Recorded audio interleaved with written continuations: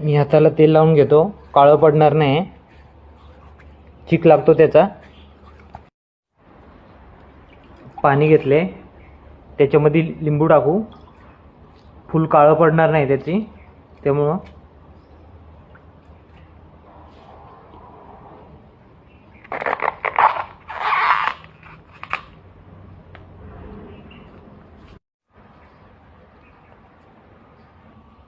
मधला भाग काढावा लागतो. ही कळे आहे ती काढावं लागते. हा ओके झाला. तर सगळे असे काढून घेऊ.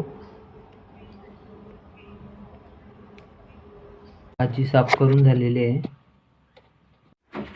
तांदळाचं पीठ घेतलंय, बेसन घेतलंय, कॉर्नफ्लॉवर घेतलंय, मिरची पावडर, हळद, धना पावडर, मीठ.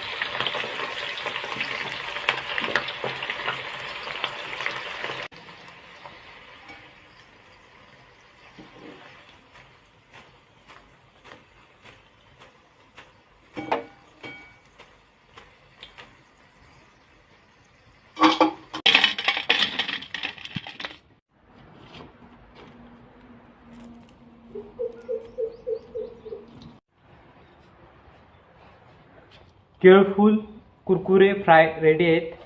याच्यामध्ये चाट मसाला टाकला तरी चालेल, मस्त कडक झालेत.